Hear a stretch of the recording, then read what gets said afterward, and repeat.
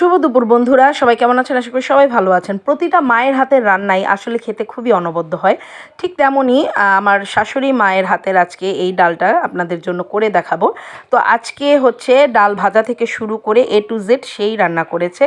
তো ওই যে বললাম প্রতিটা মায়ের হাতের রান্না, আসলে আমি বিয়ের পর যখন শ্বশুরবাড়ি গেলাম সত্যি কথা আমার শাশুড়ির হাতের এই ডালটা খেতে খুবই টেস্টি ছিল।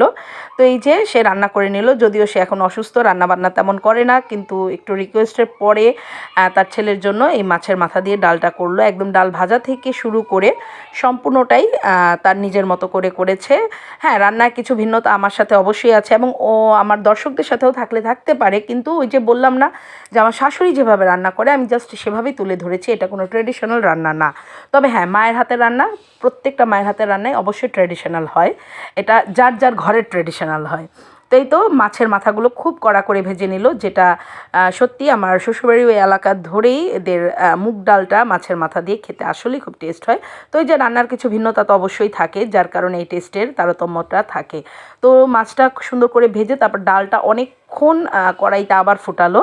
তো তারপরে হচ্ছে ফোড়নের সব কিছু রেডি করে আমি সামনে দিয়ে দিলাম, যেহেতু যার যার রান্নাঘরের কোথায় কী আছে সেটা সেই শুধু জানে। তো আমি পাশে দাঁড়িয়ে থেকে রান্নাটা বলতে গেলে পর্যবেক্ষণও করলাম, পাশাপাশি হচ্ছে আপনাদের জন্য একটু ভিডিও করে নিজেও শিখলাম, আপনাদের জন্য এখানে রাখলাম। তো এখানে এই যে তেজপাতা ফোড়নে দিয়ে দিল, দিয়ে দেওয়ার পর তারপরে একে একে জিরা, মানে আস্ত জিরা, তারপরে শুকনা মরিচ এগুলো দেব, মানে দিয়ে দেবে সে। তারপর হচ্ছে আদা থেতোটা দেয় না, এটাই ওই যে বললাম ট্রেডিশনাল রান্না না, তার মতো করে সে রান্না করেছে।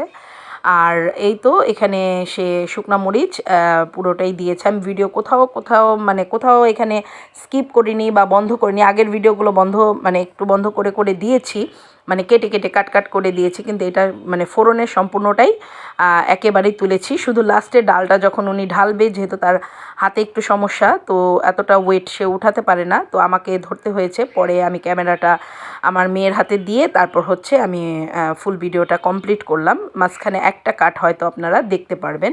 তো এই তো আমি ডালটা জাস্ট এই যে ঢেলে দেব।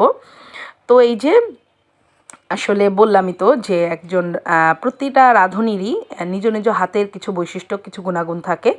তো তার হাতের এই রান্নাটা আমার কাছে সত্যি খুব ভালো লাগে। অন্যান্য রান্নাও খুব ভালো, কিন্তু এই রান্নাটা আসলেই আমি মিলাতে পারি না আমার রান্নার সাথে। তো যাই হোক, এই তো এখানে এই ভাজা জিরা আর শুকনা মরিচ একসাথে জলে গুলিয়ে তারপর হচ্ছে দিয়ে দিলাম। তারপর আর তেমন কিছুই না, এরপর একটু ফুটে ওঠার পর ডালটাকে সার্ভ করে নিয়েছে।